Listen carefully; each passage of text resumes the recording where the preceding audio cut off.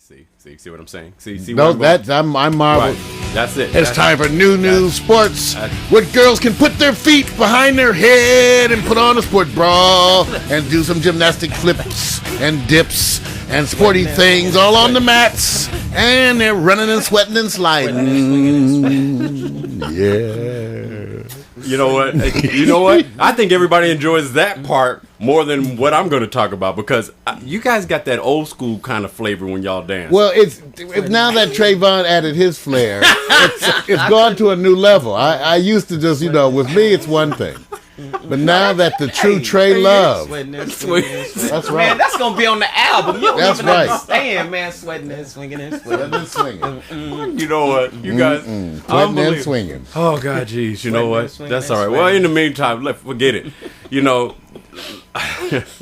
I'm sorry. Let me just say it this way: let the BCS begin. How many people? What's the BCS? See, I knew it. Right. See, I knew it. The BCS. You guys don't tested us and right. shit. You guys don't even right, care man. about college football.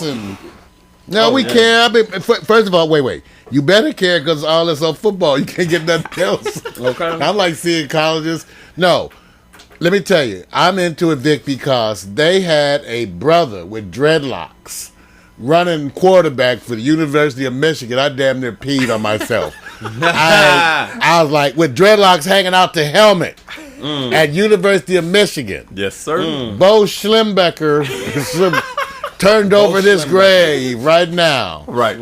And just Woody Hayes was laughing from Ohio State at this grave.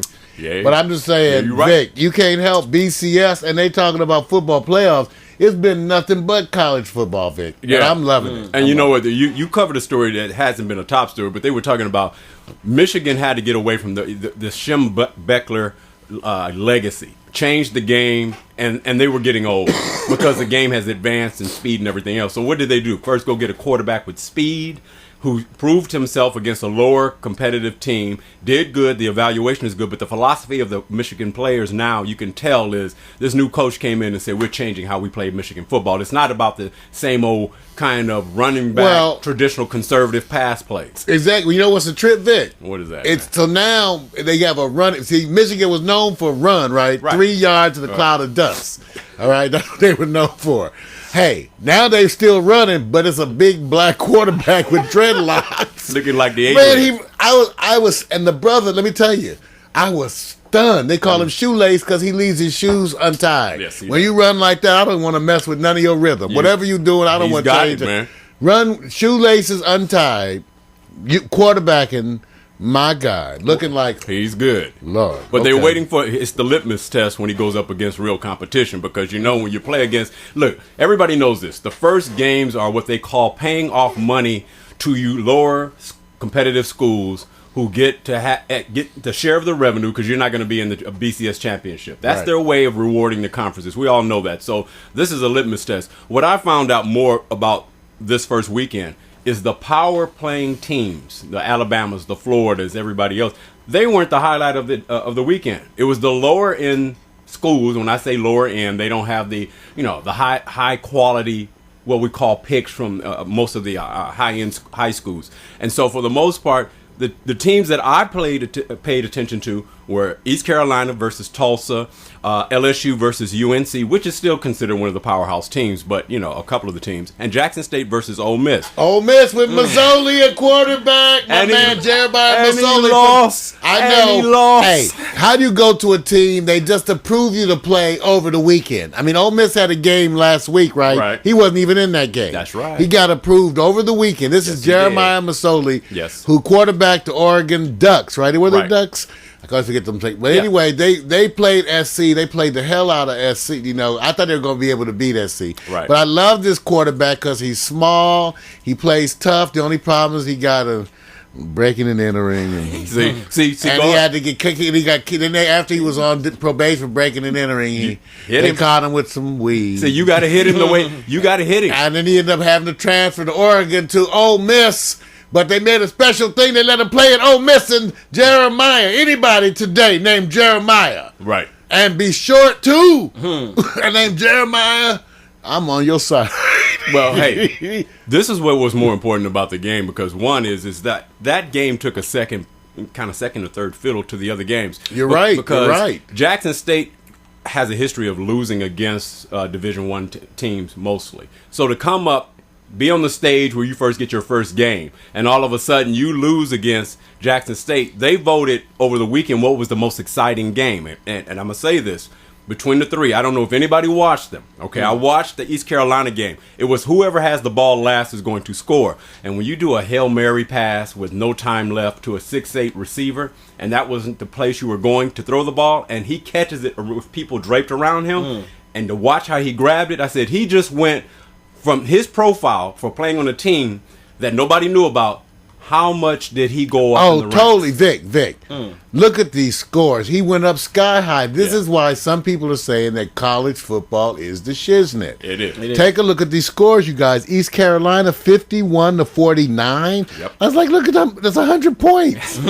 Check it out. Jackson State and Ole Miss, 48-47. Almost 100 points scored. That's right. And then even the other game, LSU versus University of North Carolina, missing 11 starters. Yes. Look at the score of that, 30-24. That was a hell of a game too. That and what came out of that game? That UNC is bad. Even if they did come in, they were favored to lose. Their bench can play. Their bench can come in and score. And they had what? They had both. I think it was 8 starters on defense. Yes. So even with second stringers everywhere, they can still score like that. That's right. Okay. The bottom line is, all right, you look at LSU, and the LSU, because of the tradition, you expect them to come and play. Well, they went into LSU's home field, and on the last play of the game, they had a chance to tie or challenge if they scored and win it in overtime, or on the last play if they did a 2-point conversion. So the bottom line is, did LSU show its strength, or did UNC show its capability? UNC showed its capability to me. More. I think, more. Even because, unfortunately, they were saying that if LSU didn't win this game by 30 points, it was going to be held against. That's right. That's right. You have a team that you're about to play that, scared of the NCAA coming down on them. True. Because now the teams are getting proactive. In other words, when they know they've got an issue, they rather pull the players so they don't have to have the games forfeited. Right. So University of North Carolina pulled with 13. Was it 13 total players? Yes. Pulled 13 players from the game. And the week before, days actually almost, right? Yes. And still played this kind of a game? It gives you an idea. What UNC must be coming out of LSU saying, man, this gives us motivation, because if we can play like this, because really the difference between players is opportunity. It's not a big loss in talent. You just, you want to work with your best team and maximize it. So to me, what was the best game that you got to either hear a report on or vote as your number one team out of the 3 that we have listed? Whether the East Carolina Tulsa game. Everybody's now. Here's the part. I liked Ole Miss because I was watching my man Masoli, amazed at how fast you can travel to Mississippi and fit in the offense. Now I don't care. You coming from Oregon? Now, I'm gonna say, is there a little culture shock going from Oregon to Mississippi? Yeah. I would think so. I think the lesson that they learned at Ole Miss is that there was no problem scoring. The problem is we have no defense. So now what the lesson is that Jeremiah didn't really make a big difference as much as he sat there and said, look, I can help you guys score, but you guys got to stop them sometime. So the bottom line, Mario, is to me, the game that everybody actually said that rated the best is because the Jackson State-Ole Miss game, 1, is that Jackson State was trailing by 21 points. 2, they actually could have tied the game and took it into overtime, which they did, and then they took it over in overtime and then decided to go for a 2-point conversion. If you see that last play, what happened? You was going, okay, it's over. Game's over, but how they converted it made it more exciting over a number of plays. But if you're talking about the Hail Mary pass, you can't beat that most of the time. No, you can't. But I'm telling you, combined, one thing I will say, this is college football, college sports, basketball, college sports. Yes. I can watch never having, not knowing anything about these schools. Right. And see hella game. That's what blows me away. You go like, now, who is this? Energy, East baby. Carolina versus who? Yeah, it's energy. I never heard of these schools, but they playing their ass off. That's right. Let's give them applause, you guys, for that wonderful weekend of football. Yeah, go on and give them applause. Tell them. Wonderful weekend of football. Yeah, tell them. That was the co-ed said, give him a break. Okay. All right. In your own minds, you guys can pick tonight's game, which is going to be the game. Boise State, in years and years of going undefeated, playing in that soft conference, now is rated number 3, has a game tonight against Virginia Tech, rated number 10. It's the small, smart team who plays their own style of play against a bigger team in Virginia Tech. Who do you think is going to win between those two tonight? And give me your point spread. Vic, that's hard because they've been talking about Virginia Tech. Yep. There's going to be some offensive fire. This could be another 100-point night. I don't know. I'm going to say this much. I think it's going to be the savviness of Boise State because you got to know how they play. They don't bring traditional plays in because they're not a big team.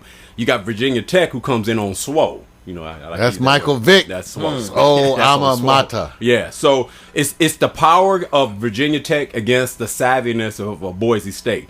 I'm going to say that sounds like Pack Stereo. I knew you were going to say that. I knew you were going to say that. I knew you were going to go there, man. You just had to put your 2 cents in. Old school brother. Slow hand. Slow hand Hemsley. I would say this. I'm very careful of preseason when Boise State, this may be the year that they say, well, do you really deserve it?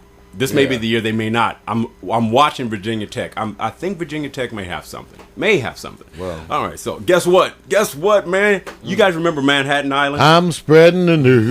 New York, baby. Start leaving today. Don't be singing. Don't be sweating and swinging. Well, Revis, they say he's in. That's right. True. Is it true, Vic? It's true, man. He's in. Revis Island is back. Manhattan Island is not the #1 subject in New York. It's Revis. He's back. He got a 4-year deal. $32 million guaranteed, $46 million contract, but nowhere close to Asamoah of the Raiders. The standard probably is going to be like that. He's going to have the highest rated contract for his time at the Raiders, at that organization for a long time. And no one wants to match that. No one wants to pay that kind of money. No, he ain't going to do it. So he's back in New York. Okay, yeah, well, thank you. Let's see how he plays because there's a game. That's Thursday's the first NFL game. Yeah, you got it. But you know what? Before you can even say anything, because I truly believe this, I'm going to say this. You know, look, Matt, you already know where I'm going. Matt had a one-day vacation, all right? Don't do the sound effects on me. Don't be doing it. Okay, look, Matt Leinart, okay, he's not that good, but how bad is it to be a backup quarterback? Is the difference between what Matt wanted... You're wrong. You're wrong. You just have to sit there and say this. Anyway, bottom line. Time's up for Matt. Okay, Matt Leinart, he signs a 1-year deal with the Houston Texans. He gets 1 year as a backup. Now, here's my problem. His clock is up. Okay, here's my concern. If you're a backup, that means more than likely you're not going to be playing. So you're back in the same position. And here's the other thing I'm going to say about this. Kurt Warner came to Arizona not needing to know how to learn how to be quarterback. He said, I came from a Super Bowl championship organization, so I'm coming here to show you guys how to play quarterback. Is Arizona known as developing quarterbacks? Do they have the people that know how to develop quarterbacks? No one's ever questioned that. So the bottom line to me is I know Matt is not that good, but he's good enough to be a backup. But is the organization, can you flourish in Arizona as a quarterback? Because Kurt came in there after they had a abysmal year after year, just terrible way of playing with quarterbacks. So Kurt comes in, takes them all the way into the playoffs. He retires. So now they jump on Matt because he can't turn around and give them what they were used to. So who do you blame? I blame Matt. I knew you would. Weak-ass quarterback. I tried to bring an argument. No locker room presence, no leadership.